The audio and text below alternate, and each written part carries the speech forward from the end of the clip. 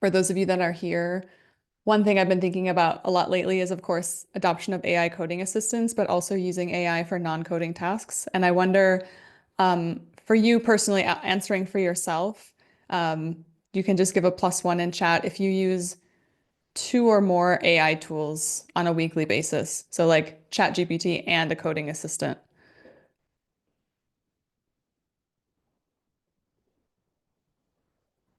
Wow. Okay. Me too. I use like probably three different tools each week, probably four. I don't know. Abi, what about you? I am I'm starting to branch out, mostly chat GPT, but I set up this app called Lex for writing Hmm. recently that plugs into different models. And yeah, of course, I use DXAI a lot, of course, as well. Yeah, that's true. I guess my tool count's probably gone up because I'm not even, when I think about that question of like using AI for work, I often don't think about like granola, for example. I don't count that. I would count ChatGPT or Claude or Copilot or something, but I'm not necessarily counting things like granola or like the Gemini meeting notes that we get, although maybe those should count. I think the fragmentation is wild. As Justin put it, it's like the Cambrian explosion of AI tools. So on one hand, that's great. On the other hand, if you're trying to measure the impact, the fragmentation can be a little bit tricky to work around, which maybe we'll get into a little bit today. Yeah. Schlepping text here and there. That's a good word for it. All right, Abby, you want to kick things off? Yeah, really excited for this conversation. AI obviously really top of mind for everyone here, most organizations, most leaders. Uh, so today we really wanted to dive into, what we're seeing, our guidance around AI adoption. As we know, this is a really big priority for a lot of the organizations we work with. We're seeing, a lot of effort put into evaluating and trialing different tools, getting these tools in the hands of developers, measuring and really pushing for adoption of these tools. In some cases, we're also seeing top-down mandates which effectively require the use of these tools or even tie them to performance reviews. So we're seeing the full spectrum. And I think what really kind of underpins this is a, feeling that, if we don't adopt AI, we're going to be left behind, both individually, organizationally. And of course, there's tremendous loud noise and hype coming, in the headlines and in the press. And so I think as leaders right now, it's really difficult to navigate this, right? It's really difficult to know Mhm. what's real, what should we expect, how do we measure this? So those are some of the questions I think we want to talk about today.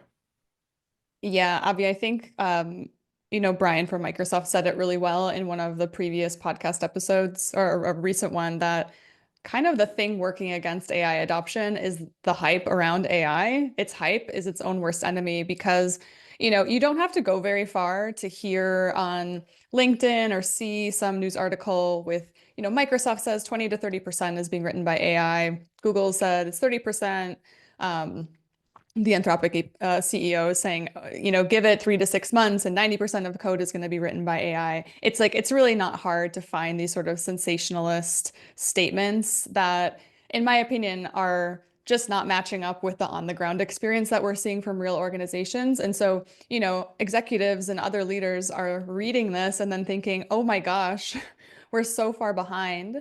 Um, a developer sees that and thinks, wow, this must be the best thing on the planet. And then they give it a try and they get pretty lackluster results, those first couple of times, because it's a tool that you have to learn. And so then when you get those lackluster results, then we set it to the side. And that hype cycle is kind of working against AI adoption. So, what we're seeing is that AI adoption is a struggle for a lot of organizations. It's not cheap. We were just having a conversation about how many tools each of us personally are using on a daily basis. Those are all like 20 euros a month or 20 bucks a month. When you scale that across an organization, this is not this is not cheap.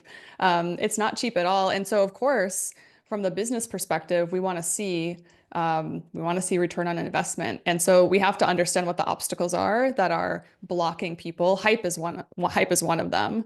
Um, Abi, do you see any trends? Like, what are you seeing in terms of adoption? Is it matching the hype that you're seeing on LinkedIn? Yeah, so we've been taking a look at our aggregate data. A couple things that I think are interesting. First of all, I think we have to acknowledge like these AI tools are effective to some extent, right?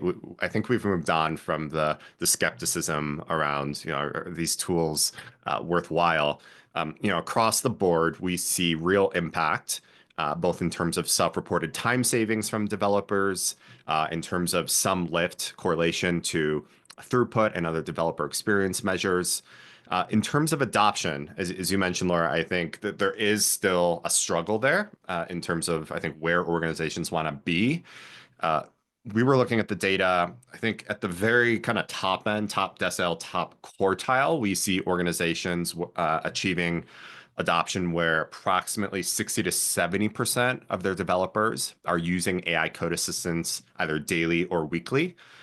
That's at the very top end. We know even Microsoft recently published a paper acknowledging that even at Microsoft, their adoption of AI code assistance is sub 60%, and that mirrors what I've heard from folks at Microsoft as well. So, there's a lot of room, at least 50% or more for a lot of organizations right now in terms of driving adoption up.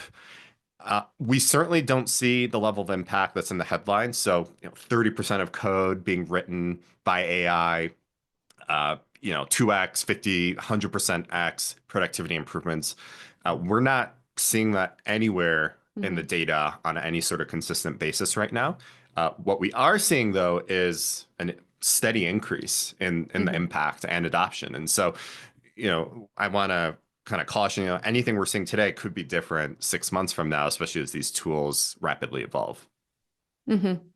Yeah, and I think we are definitely on the upswing, right? Like every day these tools get better. Like you said, this isn't th- I think developers are still highly skeptical of the reliability of the code. And we saw that in the Microsoft study that you referenced, that it's somewhere around 20 to 30% of developers would sort of blindly trust the code. And that's very fair. Like I think it's not necessarily a replacement yet. It's meant to augment, and that's sort of where we are.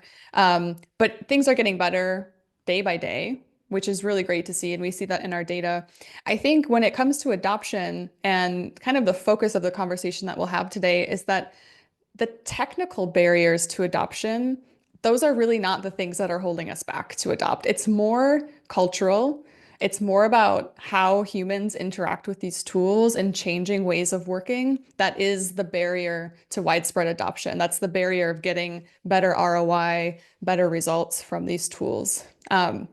And so leaders, I think a big question that you have, because you're trying to do kind of, I don't want to call it damage control, but you have to do some expectation setting out there with maybe your non-technical stakeholders or counterparts who are seeing these sensational headlines about 30% of code being written by AI, and you need to level set expectations. I think it's important for you to be able to communicate what impact is actually realistic. I saw someone in the chat just now asking, are these self-reported? Like, how are you actually measuring? How do you measure the impact of AI? Is it about lines of code? Is it about time saved? Is it about something else? And then also getting into the actual use cases. What is this class of tools actually set up to do well in our organization?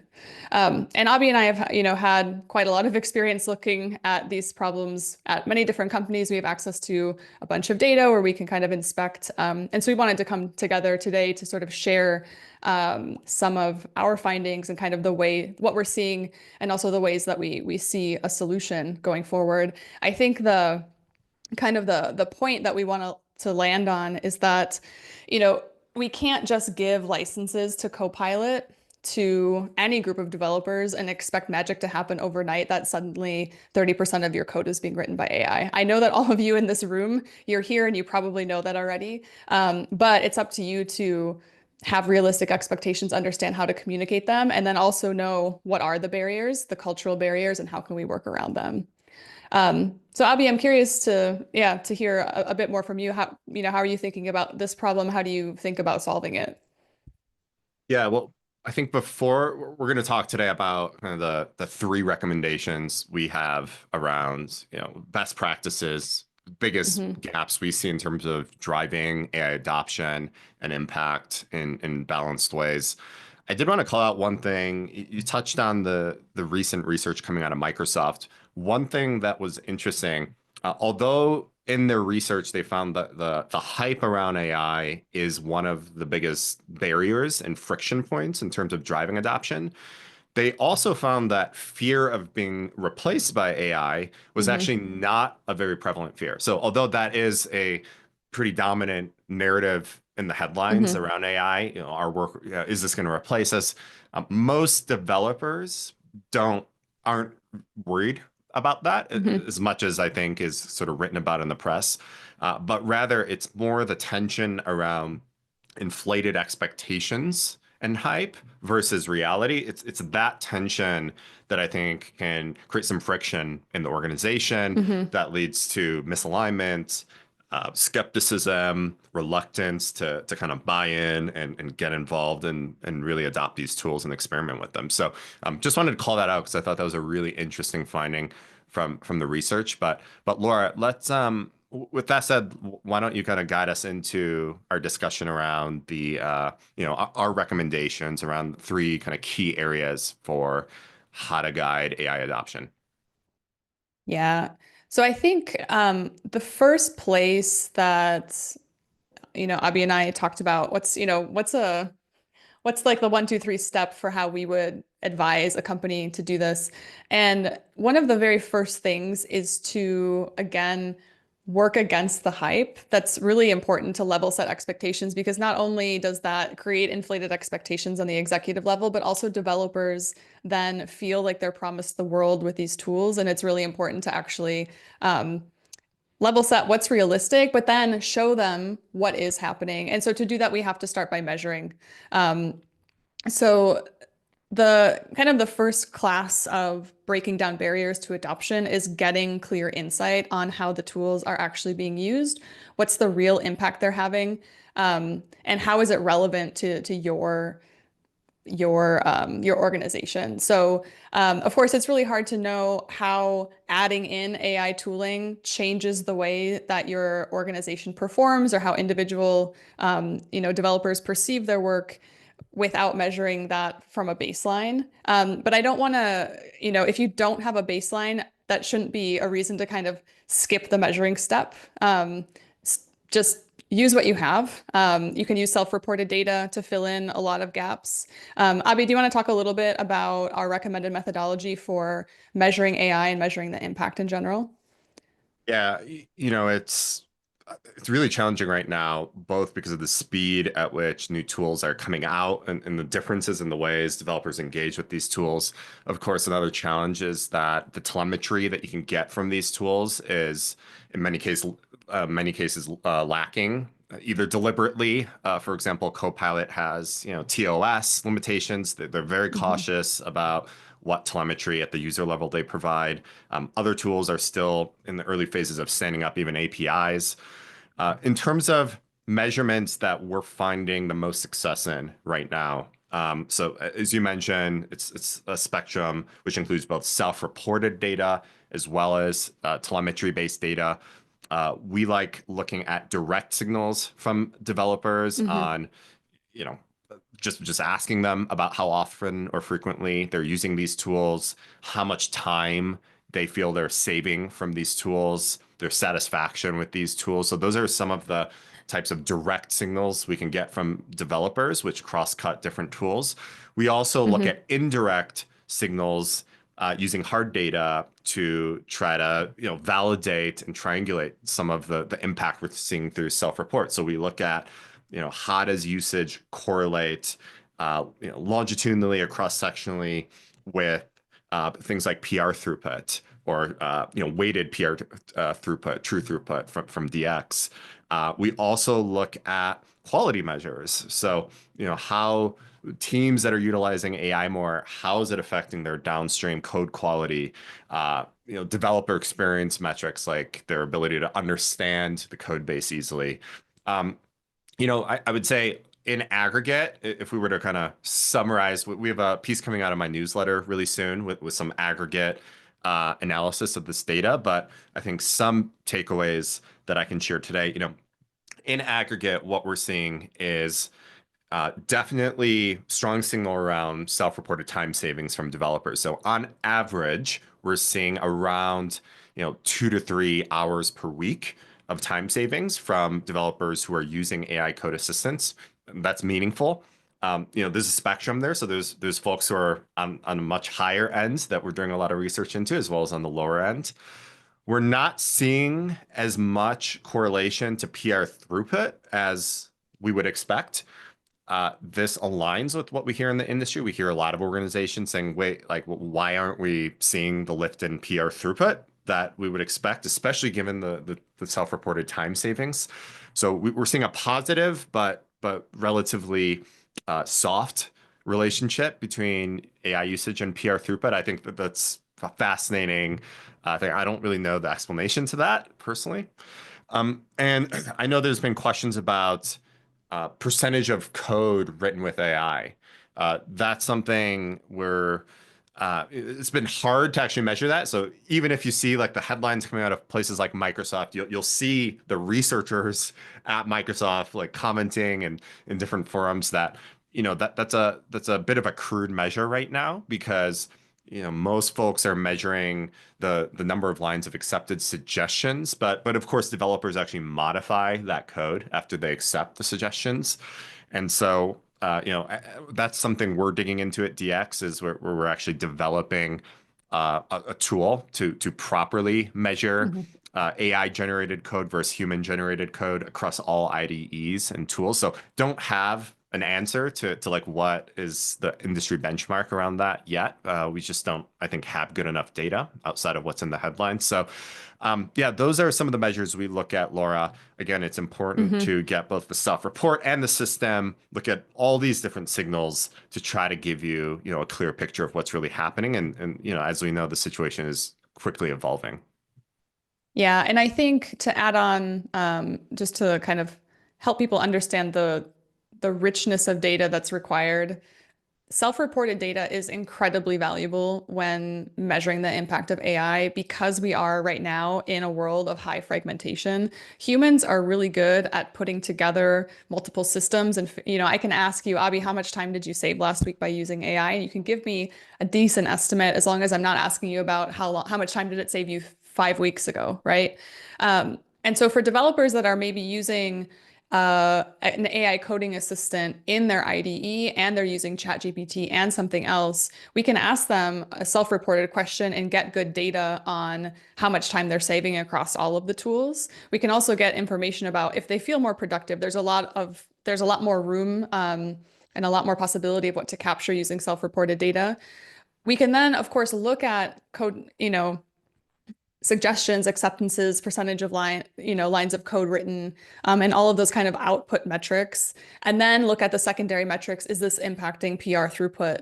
But without that self-reported data to kind of hold everything together, we're really just getting fragments, and that we have to do quite a bit of stitching on a system level if we were trying to get them, whereas humans are pretty good at stitching the data together.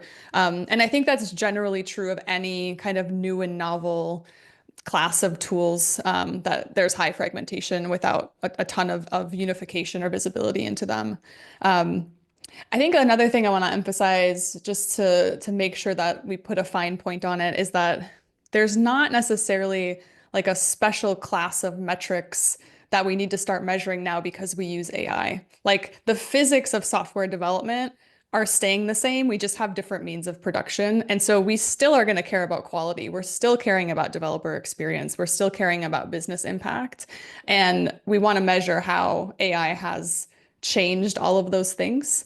It's not that we have to kind of start from scratch and redo all of our thinking and all of our understanding about measuring software performance and productivity, because those pieces stay the same, regardless of whether it's AI. And then we can actually look, once we introduce AI coding assistance, what's the delta? What's the change? Is it negative, positive? There's lots of different ways we can use that data to then validate our hypotheses about whether AI is going to help us or not. Think the other big thing, moving on, I think as we've talked about, like measurement's so important to level set, right? You have heightened, inflated expectations from leaders. You have skepticism from developers. What is really the impact of this? Hey, I'm reading these things on Reddit, blah, blah, blah. So I think getting that baseline for your organization helps really create alignment and give you a grounded place to start having conversations about the benefits of AI in your organization. I think equally important piece to driving adoption is, how we really model and encourage AI use from the top. Hmm. I don't know what the exact best practice for this is yet. We're seeing everything from, on Twitter, we're seeing these crazy CEO mandates from, Hmm. organizations like Shopify that's happening more quietly at a lot of other organizations we're seeing. Um, but, I think a good analogy for this is, or a good anecdote. Imagine, let's not even talk about a software developer, like a marketer, right? Picture a marketer who has to write, hit deadlines every week, get, 5 blog posts written every week. And they're barely hitting that deadline as is. That marketer doesn't have time to necessarily go tinker around with, like, what are the right prompts in Chat GPT? How do I Hmm. actually use AI? So we need to remember that, not only do we need to like remove the fear or stigma away from using these tools, like it's okay to use, it's not cheating. But we really need to like give people time and space, and we need to encourage that kind of experimentation from the top. I think, being able to share, hey, here's a new way I just discovered or learned how to, use AI as part of my workflow. Like that kind of encouraging that kind of play and experimentation and making sure developers have that time. Without that time, people can't fundamentally change the way they work. And AI is definitely a Hmm. dramatic shift in how we work. Yeah, absolutely. I think this all comes down to putting individuals in the best position to have a positive change on the system. And we need to give them the tools, resources, and autonomy to do that and the time. And so, again, throwing licenses at your developer population and saying, okay, now you have AI without giving time to experiment, time for them to actually learn with the tool. Also, setting the example from the top isn't going to get very far. I think the other side of that, leading by example, leading from the top down, not necessarily a mandate that's going to go viral on LinkedIn, but having a really clear conversation with the company about what's the expectation here. Are expectations going up? Are we expecting you to do more with less? Or is this really just something that we're giving you because we know that it's going to improve developer experience, and that's the whole point of it. Having those conversations transparently is really important. I think the other thing as well is, making people feel that they're not cheating, that it is allowed. And that can actually be kind of structured in an acceptable use policy, governance, compliance, all of those things built in. That was actually the factor that Dora found in their recent AI report, that it was a 451% increase of adoption of AI tools of companies that had an acceptable use policy versus companies that didn't. And I think that's extremely surprising to see that it's not about necessarily which vendor you pick or which tool you're using, but making sure that the expectation is clear, that it is okay and encouraged to use those tools, and that it's not considered cheating. You're not going to get fired for using a robot to do your job. Um, you know, those kinds of things driving from the top down can really, really boost adoption. The the biggest thing, we've talked about kind of level setting, getting aligned, making sure we're modeling from the top. I think, when with the organizations we've been working really closely with on really driving these impact and adoption numbers up dramatically, it's a hands-on effort, right? We're seeing a lot of investment in workshops and trainings. We're seeing Hmm. office hours. We're seeing champions programs. We're seeing a lot of content, educational content being created. So, Laura, I'm curious what you're seeing, but I just want to. I think that's our third kind of best practice around increasing AI adoption is that it can't be a passive effort. This is Hmm. really a hands-on effort, all hands effort. Engaging leaders to kind of encourage and stress the importance of this from the top, but really following that with real enablement efforts. Again, whether that's webinars, office hours, bringing in outsiders for training sessions, insiders, champions programs. We've seen these types of activities. While they don't sound maybe super sexy, it's not Hmm. a technical solution. It's a cultural shift that you need to drive. We've seen this drive dramatic increases in both adoption, impact in terms of the self-reported data, as well as secondary metrics such as PR throughput. Yeah, absolutely. I think that companies that understand that the AI tooling is a tool that needs enablement and support just like any other tool are the ones that are going to continue to win. So, webinars, training programs, explicitly teaching the skills that developers need in order to be able to maximize the benefit from using tools. We actually released a report, which we'll drop maybe someone from DX can drop a note in the chat with the link to it, or go to getdx.com and you can download it yourself. But our guide to AI assisted engineering, this research was led by Justin, who's our deputy CTO. Shout out to Justin. And he spoke with 180 plus companies that were seeing really good benefit from GenAI, talked to the executives, talked to the individual developers, really wanted to get into the nitty gritty of what were the tactical skills that they actually had to know in order to get those 2, 3, 5 hours of time savings every week. Because we don't just know how to do them innately. They have to be taught. And now that we can sort of quantify and separate that out into discrete skills, you can download this guide and see like, oh, okay, teaching our engineers on how to do like recursive prompting or how to do a really good system prompt. These are going to be the levers to pull in order to get higher order benefits from AI.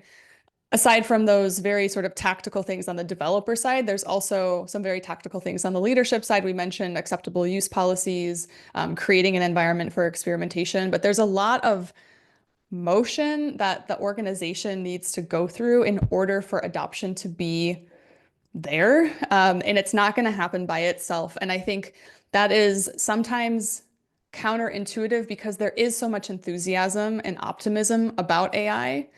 Developers want to play with cool new stuff, right? And I think every developer would like to, have the opportunity. That's really different though from using it daily in their work setting.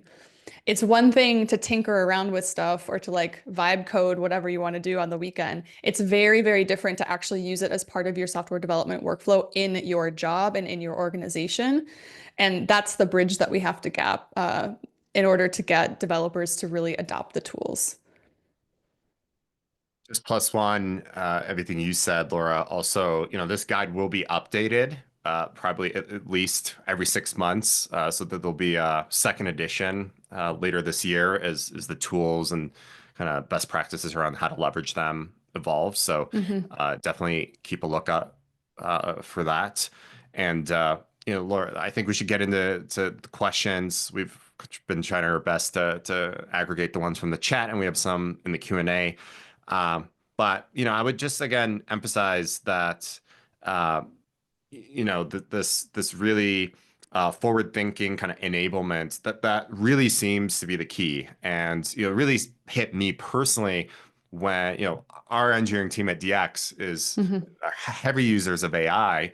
And I've been left behind a little bit. I still code, but I haven't had the time to really tinker with the tools as much as I'd like. So, when we were developing this guide, it struck me that yeah, if I were coming onto a team of developers not using AI and was supposed to get them to use AI, I would have no idea, like other than, hey, go check out these tools. I wouldn't have any actual here's how to do that. Like, here's how to use these tools to maximum benefit. So that's what this guide is intended to be. I think it's something folks should incorporate into their larger enablement efforts. The guide itself is definitely shareable with your developers, but pull the nuggets out of there that you like, pull them into your own enablement content. And I think we've, heard of a lot of organizations having success doing that. Mhm. I want to get into some of the questions just to wrap up here. I saw a couple questions that are sort of aggregate in my own paraphrasing, which is like, how do we actually measure quality? How do we measure speed? How do you actually measure these things? I want to just share, in case you're not familiar with the DX Core 4 framework, which is a framework that Abi and I co-authored based on research from Dora, the Space Framework, and DevX to try to unify all of them and give you some very clear recommendations on what to actually measure. There are a set of key metrics in there to measure across speed, effectiveness, quality, and then impact. For quality, we recommend measuring change failure rate. So this is the amount, the percentage of deployments that result in degraded service. You can go and kind of dig down into that, look at some of the secondary metrics. Looking at change failure rate before introducing AI tools and then after is a good way to see what was the impact of AI on our quality. When we're talking about PR throughput, that's the measurement for speed in the Core 4 framework. We want to see, is speed going up or down after introducing AI tools. So these are some of those, you know, process second order business level metrics to track to see what the impact of AI is. These are really good at explaining the impact. I think, earlier we talked about how, suggestions or lines of code are not great at explaining the impact. I think where that is true, and I'll stand by that, but where they are useful is explaining the adoption processes. So if you're responsible for, you're the one overseeing making the choice that yes, we're gonna have Copilot licenses, you're responsible for doing enablement. Looking at those user adoption numbers, how many active users do you have on a weekly basis? What are their actual usage statistics? That is going to give you insight into what kind of enablement campaigns are going to be most successful in boosting adoption. So they definitely have their place, but I wouldn't lead with that. That wouldn't be my first slide if I was trying to explain the impact of AI either to a developer or to an executive. Double click into the quality metrics question. The most recent Dora report that focused on Gen AI found a negative relationship between AI utilization and quality, as measured by change fail rate, which again, I think intuitively isn't surprising. I mean, it was a subtle relationship. It shouldn't be like a headline, I think. I think at DX we are not seeing that. We have not seen a negative relationship between AI usage and change fail rate. We largely seen quality hold pretty steady. That being said, there's a lot of factors that go into change fail rate. So it's not necessarily valid to also say that confirms that AI Hmm. isn't introducing quality problems. Where we are seeing signal and quality is in one of our DXI developer experience index drivers around code base maintainability or readability. We're not seeing like a huge statistical uh, takeaway from the data yet, but I can say like empirically, we have seen a lot of cases where on teams where AI usage is higher, we are seeing a decrease in developers' own self-reported ability to understand and maintain that code. And so I think that's sort of an early signal into what the future could look like. Again, that makes a lot of sense. It's intuitive. Uh, Another metric we sometimes try to look at that's a little more inner loop than change fail rate is PR revert rate. So, just looking at, basically how many like oopsies are being Hmm. committed into the code base. Again, we're not seeing much of impact there on based on Gen AI utilization. So I think largely what we're seeing in the data and what I would recommend measuring is the actual developer experience, the self-reported indicator of like, is your code, are you having more difficulty understanding your own code because more of that code is being generated by AI. I think that's really important to keep tabs on. There are AI tools that are, also now focused on things like documentation. So I think really important to keep tabs on, don't let your code base kind of like run away, Hmm. under your developers' feet, because that is going to lead to, future velocity and quality problems. Hmm. And, going back to the core four, the DXI, in my opinion, is the thing to keep an eye on above all else, because that is really the leading indicator or kind of the controllable input metric that's going to impact all of the other metrics about speed, quality, impact. And so watching for degradation of developer experience it's early enough when you see it happen there before it gets too late, where it's showing up, downstream in ways that are going to be much more challenging to fix. Moving on, someone asked about the greatest areas of time savings. If we have some, like a white paper documentation, go download that guide. I'll share it again, this guide to AI assisted engineering. So what we did here was look at the users of AI who were reporting the highest time savings and then asking them specifically about what actions they were doing that was resulting in the most time saved. And surprisingly, mid-loop code generation, so using it for code authoring, wasn't one of the top. It's actually things like stack trace analysis that were incredibly time consuming, but is great application of AI to save time and just give you some directionality in terms of, where to look. What does this error mean? So download that guide. There's a lot of really interesting statistics and research about how certain use cases are, best suited, a great fit for AI that have the best time savings. That's all in there. Or I think we have time for one more question, and then I'll Hmm. let you kind of wrap us up. So there's been a couple questions throughout the discussion around how should the shift, this AI shift affect hiring practices. Should we be focusing on interviewing for AI skills or hiring for AI skills? I'll just give my personal take on this. I think that that is probably a mistake. I think, and here's why. I think AI adoption is clearly, sloping upward to the point where, most developers are using AI to some extent in their work. So I think, first of all, it's safe to assume that, I mean, maybe it's reasonable to ask a candidate like, are you anti-AI? Like, are you culturally opposed or morally opposed to AI? Like, maybe that presents like cultural problems. But in terms of like technical interviewing and hiring, I think we should assume that most developers are using AI. The question really becomes, how effective are developers at incorporating AI into their work to boost their own productivity? And I think that's something that needs to be demonstrated through traditional, interviewing and hiring practices. I don't think we need to like hone in on nitpicking, hey, how do you use AI or how often do you use AI? What we see in our data actually is that use of AI for a good portion of developers can be more situational. And we'll publish an article on this soon, but we see the greatest impact, the greatest gains in time savings actually come from that initial, like going from not using AI to periodic but regular use of AI. That's where we see the biggest gains.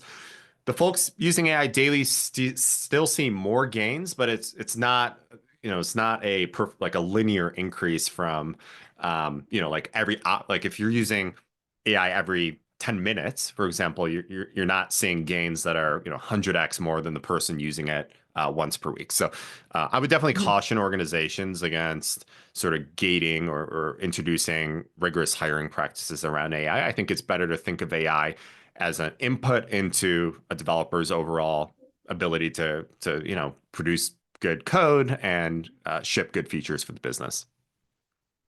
Yeah, and just to add on to that, I think the only mistake to make, or another big mistake to make, not the only one, would be to disallow AI in an interview scenario. But I think it's the same mistake of, not allowing Googling during an interview. You want to make sure that the situation or the environment that someone is completing an interview task matches the environment and the resources they'll have access to when actually working. And so the mismatch there, I think, is not necessarily super helpful. I am worried about a future where we have to have like proctored tech interviews because we're too worried about like AI cheating. I really hope our industry stays away from perceiving that, and we realize that AI is just another tool, another resource that, helps people be more productive, and we should be encouraging that and not so afraid of it. So thanks, Abby, and thanks for all of your questions. If you are in a position where as we said, 50% of users using AI on a daily or weekly basis is pretty normal right now at a, median performing organization. So these sensational headlines are sensational for a reason. They're in the headlines for a reason. That's just not what we're seeing on the ground. Um, that being said, though, um, there's a lot of opportunity out there, and the barriers to adoption aren't necessarily technical at this point. It's more cultural. So the tech is there. It's working for us. Really, as Abby said, the biggest delta is between users who don't use AI and users who are now periodic users of AI. And so that's the population that you want to target. So looking at if you have 50% of users using AI, every week, every day. Those users, that's great. Keep supporting them. But what you want to do is focus on those 50%. Did they use AI once and then stopped using it? What can you do to bring them into the fold? Because that is where you're going to see the most gain. So, do some segmentation, do some interviews, go on a listening tour, figure out what matters to those people. You want to definitely level set expectations, both with your execs and with the developers in terms of what's the real impact. Make sure that you're measuring so that you can tell a good story with data around what's happening, leading from the top with examples of experimentation, making it encouraged, also encouraging use through acceptable use policies is something we found to work. And then, of course, treating this like any other tool that needs support and enablement and doing training, office hours, helping teach the explicit skills to your developers to get the most out of AI so that they can, either become a user or become a better user over time. Those are really the three things that we want you to walk away with. Those are the levers that you can pull on in order to increase AI adoption at your own organization. Another shout out for our AI assisted engineering guide. So that's incredibly valuable. We've gotten tremendously positive feedback. This is meant to really go to every engineering manager, every engineer. There's a lot of tactical examples in there as well as leadership examples. So give that a read through. There's a lot more that will continue this conversation that Abby and I are having today. So we'll leave it there.